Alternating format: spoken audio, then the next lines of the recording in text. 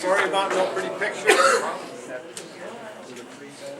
but we'll go get over this technical difficulty and just run a little synopsis of basically what I was going to talk about anyway. Just some highlights from the last year as far as lamprey control, as far as our fall salmon assessments. We've had very good salmon runs, as you've probably heard. First, I'll talk a little bit about lamprey control. We had a busy year. Started last spring of 2015 with a treatment of the south branch of the Au Sable River. Now, the Au Sable was treated with TFM in 2014, but it did not. The flows were kind of low, and the chemical really didn't penetrate that south fork that comes out. Most of the flow goes through the north fork, and because of that, they found lots and lots of larval lamprey left over. So they just treated. This is the Fish and Wildlife Service mainly treated the south fork of the river, and had a pretty good treatment back in May, I believe, right? Tony, end of May, yeah. And then this fall, we had I think four treatments. We did the Winooski River, which was actually a year ahead of schedule, but in the 2012 treatment we didn't have a very effective treatment, so we wanted to catch up there, and that turned out pretty well. Also treated Lewis Creek and the Pulteney River and the Hubbardton River, and had we think very good success on those. And there were a couple streams in New York, well, also Mount Hope Brook, which runs into South Bay, the very southern end of the lake. That was treated also last year. There were a couple others on the New York side, the Putnam Creek and Beaver Brook. Beaver Brook in the Port Henry area, Putnam Creek down by Crown Point. We tried to treat them last fall, but we had problems with very low water flows, so we had to postpone them. We're hoping to get those treated, those two streams treated this coming spring if conditions are good. And then that brings us to the fall of 2016 here, where we have a few more treatments coming up, mainly in the Vermont, the northern Vermont side, the Missisquoi River, Stonebridge Brook, and also for the first time we hope to have the La Platte River treated. The Fish and Wildlife Service is submitting permit applications this year. They're doing a lot of groundwork along with that, and with any luck we'll have all our ducks in a row to treat it this fall. We sure hope so. It's early yet, so we don't know what's going to happen, but since it's been the first time that's been treated. It's in a very populated area running into Shelburne Bay. We have issues with water users, some endangered species in the river. Also the Champlain Water District, which has its intake near the mouth of Shelburne Bay. We have a consultant right now doing a modeling study to determine if there's any way that any quantities of TFM in the water may get that far. We really don't think so, but we're having this modeling done to mathematically show what's going to happen. So there's a lot of moving parts to that. I'm still optimistic that we'll get all these permits taken care of and be able to treat the La Platte, because that's really the last major producer of lampreys that doesn't have any form of control on it now in the lake. And talking about control, yes, you have a question?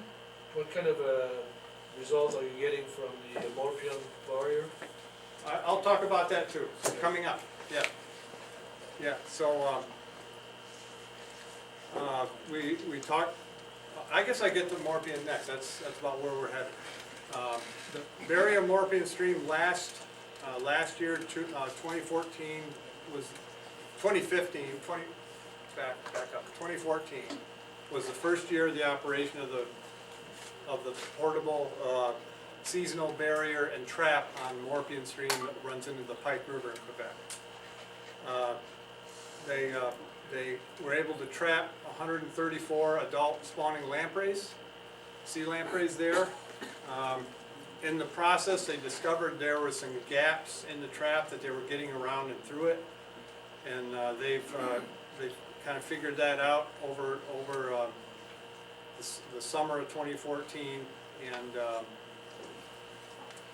kind of filled in those gaps, so there's really not much places for lamprey to escape and get around that barrier. And it really showed because coming last spring, they I believe close to doubled the number of lampreys. I believe there was 248 lampreys that were trapped or removed from the stream. So that's going to make a big difference. It's going to be a few years of attrition for those larval lamprey that are already up there in the system to mature. It'll take them on average about 4 years from when a lamprey is spawned to when the larvae is large enough to transform and migrate out of the stream and into the lake. So that's a work in progress. It's moving in the right direction.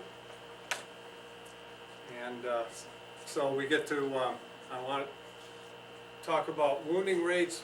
During our fall salmon and trout assessments, we collect biological data on them, length and weight information, take scales to do some age determination, and one of the most important aspects is we also identify and count sea lamprey wounds, marks on the fish, and our wounding rates for lake trout and salmon are among the lowest they've ever been this last fall, which is really encouraging. We're very, very close to our targets. For lake trout, it's the wounding rate's the lowest we've ever had of 27 wounds per 100 fish. The objective target is 25. For salmon, they actually went up a little bit after meeting the wounding rate objective of 15 wounds per 100 fish last year. I should say 2014. Last fall, it went up a little bit to about 19 wounds per 100 fish. But overall, it's, we're getting combined for both of those species. We haven't been this close to our targets for both species before, so it's going in the right direction.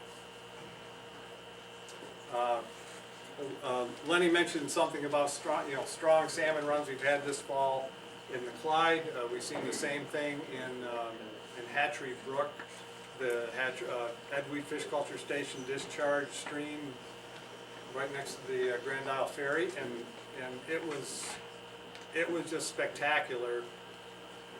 Last year in 2014, we collected in the first year of a new trap that we actually trap and process fish in at the upper end of the brook. We trapped over 700 fish. Back this last fall of 2015, we just about over doubled that. Close to 1,500 salmon came into that trap, and that's probably not all of them that were in the stream either. We collected a couple hundred to take to the hatchery for egg production, and the other ones, all these fish were tagged with a Floyd spaghetti tag in the back of the fish, a couple inches long, and we loaded them into a tank truck, and the fish that didn't go to the hatchery, we trucked them up the road a couple miles up to the Vantine's fishing access and released them back in the lake. And it's amazing, we've seen it before, but after releasing these fish in the lake, 2 days later they're back up in the trap. A lot of them are. We've had several that were captured 3 or 4 times, going back and forth. So they really have an affinity for the smell of the hatchery that they were reared in. Let's see, a couple other things. Beer room? Yeah, we send them on the beer run.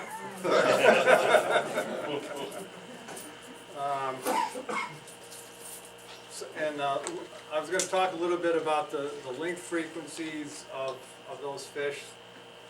The salmon coming into the runs this last fall were running just a little bit smaller than the ones from the previous year, and we haven't done any aging, completed any aging determination yet, but it could be it's just those same year classes are there. We really only have mainly 2 year classes of salmon that come in. The ones that have finished 1 year in the lake, that, you know, a year and a half in the lake, and the two-year-olds and 2 years in the lake. 3-year-olds counting smolts, being reared in the hatchery. And there's very few that come in that survive more than 2 years in the lake. There's a few, but not many. And it could be we just have a real bumper crop of these small first year fish, they're coming into the spawning run, but they're just a little smaller on average. We didn't have many at all in like the 24 to 27, 28 inch range that we usually see, but still, just the sheer numbers of fish were just amazing this year. And some of the other rivers we monitor, we've seen the same thing. Not quite as dramatic as what we saw in Hatchery Brook. The Winooski River Fish Lift, which is another fish passage trap and truck project. In that trap, we trapped 124 salmon, which is one of the best years we've had. The last 5 years, we've had very good success with those, with fish coming in to the fish lift, and starting again in 2014 and this last year, just about all those fish were moved upstream above the Essex Dam so they could access a lot of the tributaries as far as Bolton Dam. And again, as they did in November 2014, my counterpart Nick Stats of the Fish and Wildlife Service went up, looked up in the Huntington River and also in the main stem of Winooski, and found lots of spawning salmon activity. They're building redds everywhere. And they found they are depositing eggs there. We had, because so many salmon went up there, it was about 150 some in 2014, we decided not to stock any salmon fry in the lower part of the Huntington River like we usually do. All the salmon fry were stocked well upstream of the Huntington Gorge. And that, because we wanted to see if we could get any of those wild, naturally spawned fish coming up. And as luck would have it, in June we just had torrential rains, and it pretty much wiped out the fry stocking from lots of our surveys up there. It was hard to find those young salmon.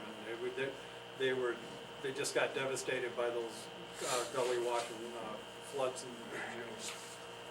But even so, we did manage down in that lower section to find one salmon par.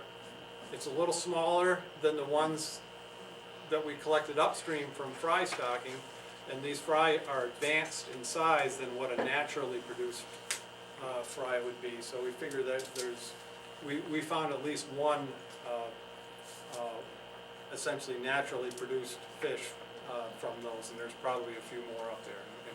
And we're going to be going in again this next summer to see if we can find some more using the same strategy as of stocking fry well upstream in the Huntington River, and looking in the lower Huntington where these salmon spawning activity was going on to look for some naturally produced fish. Otter Creek and Missisquoi River, they do have some runs, and Otter Creek, we probably in the last couple of years have had the best run since the mid-90s. We try to get into these streams 4 or 5 times a year in the spawning season, but between end of September and mid-November. And we tagged 54 fish in the Otter Creek and 27 in Missisquoi River, and that's the most we've ever seen in the Missisquoi. And we actually started stocking salmon in the smolts in the Missisquoi River beginning in 2011. And we've always have checked it in past years and found the occasional stray up there, but we're seeing our stocking is bringing some fish back into the Missisquoi now. So that's encouraging too. next, I don't know how many of you may have heard, but we've had a milestone in the Champlain drainage. The Willsboro Dam, the old Timber Crib Dam, was removed on the Boquet River back at the end of August. And that was in really bad shape. The U.S. Fish and Wildlife Service spearheaded that. And now that's essentially opened up 124 miles of the main stem and tributaries of the Boquet River to access for salmon, and just about all of it is prime spawning habitat. If we ever have a place where we can develop a wild run, that's it. They did some, the Fish and Wildlife Service did some trap netting in the pool below the ledges on the Boquet, and caught quite a few salmon. I believe 145 salmon were caught. They wanted to see if any got above the ledges. They did some netting up above and didn't collect any, but this was a very dry fall, and we think they just need more water. When we have October, November with higher flows, we think salmon could get up there, but there just wasn't enough water coming over those ledges for the salmon to negotiate this year. But we're encouraged that's going to be producing some wild fish soon. Couple more activities we've had going on is, the Warden Courier and Joel talked about, checking you guys out in boats, and we ran a big a creole survey out on the lake, in the main lake last year. How many of you were interviewed by some of our guys? Maybe not. They may not be quite as experienced as the game wardens, but they got a lot of on-the-job training. Actually, one of them's here tonight, and I think they performed pretty well of approaching boats, and we spent some time with them early on, and actually had some compliments from several anglers on how the crew worked. And we've got some good data. It's not all worked up yet, but I guess one of the big parts of it is, as pretty much similar to what we saw in the 90s. About 70% of the anglers that we interviewed, we made over 1,200 interviews throughout the year, and also did counts of all the anglers in all these sections each day, and that'll generate estimates of total fishing pressure and total catch, and how many fish are harvested in these species too. But 70% of the anglers out there were fishing for trout and salmon. Atlantic salmon itself, 31% fish specifically for salmon, and about 27% were fishing primarily for lake trout, and the remainder were fishing for both trout and salmon pretty much at the same time. So that's still the number one draw out there in the main lake. We had a smaller percentage. I think the next in popularity was bass, and then a number of other species. And about half of the anglers out there we interviewed were Vermont residents on both sides of the lake. We did survey both New York and Vermont sides, and about 50% from Vermont. I think 33% were New York residents, and about 7% from Canada too. And we know we have a lot of our Canadian neighbors here tonight. It's good to see, and there was also anglers from 24 other states that spent time fishing up here that we got to talk to. So that's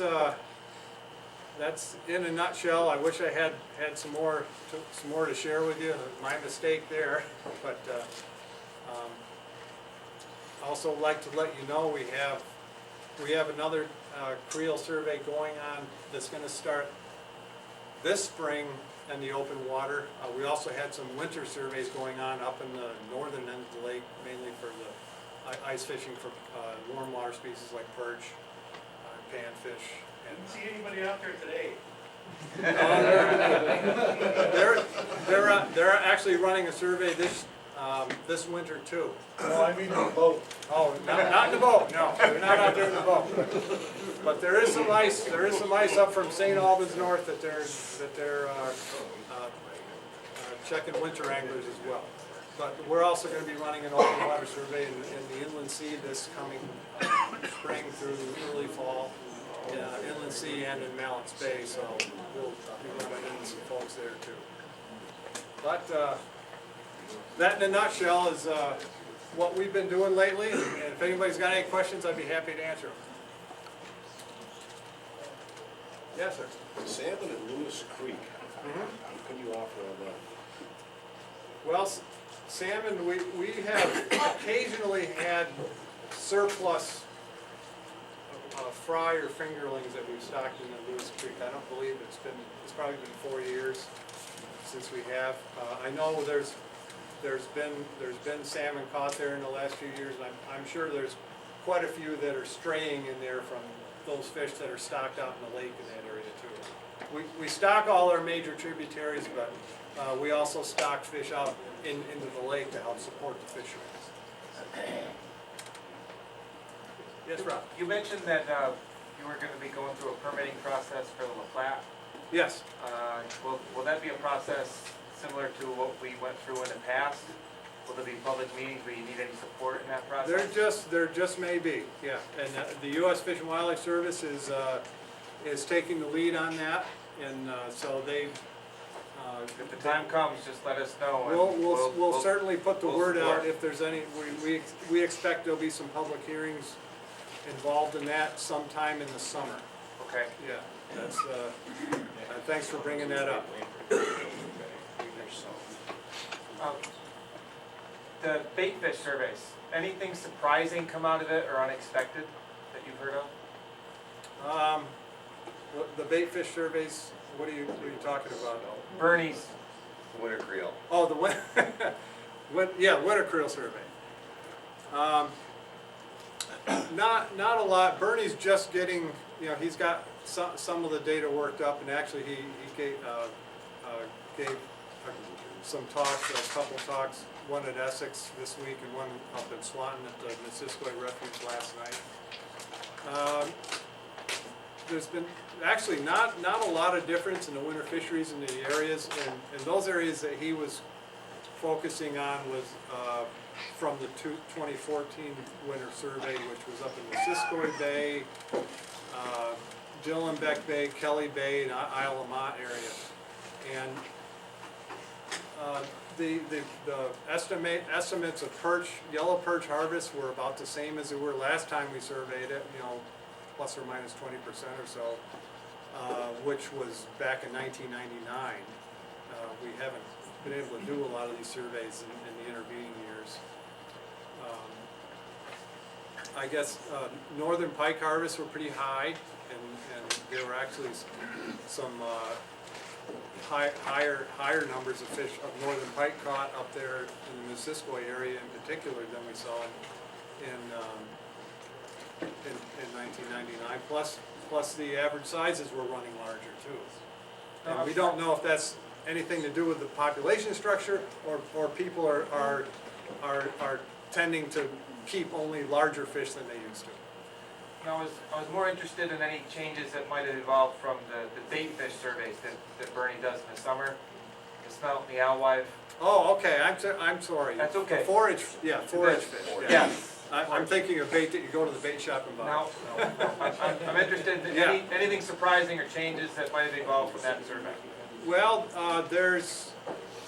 I don't have a lot of information on it right now, but the smelt population in the main lakes seems to be strong still, and I know those of us who have been out fishing have found a lot of smelt in stomachs of salmon and lakers, And very few alewives. Yeah. I think these last two hard winters were very hard on the alewives.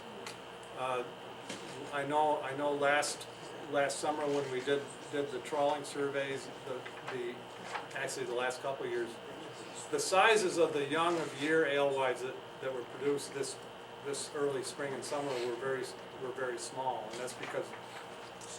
it took the water longer to warm up after these long, hard winters we had and late springs. So they didn't have, we don't think they may have had the time to grow, to get large enough and accumulate enough fat to make it over the winter. And so that may be a reason we're seeing less adult alewives out there too. Bernie would have a lot more to talk about on that. Right. Yeah, and he's got a lot of data to work up from his acoustic surveys that actually is out there, you know, with our acoustic equipment, actually trying to count all the fish out there in the transects we run. Yeah. But it is good to see the smelt. We have a couple good year classes out there, and they're more abundant than they have been in quite a few years. That's in the main lake. Now, Yeah, I was gonna say, inland no sea, sign of them in the sea. in the inland sea, the smelt numbers are way low, and they have been low for about 6 or 8 years now, and they just haven't recovered. They're probably less than 10% of what they were before alewives came. Yeah. This fall I saw all alewives and Lake Creole in the sea this fall. Yeah. Anything else? Okay,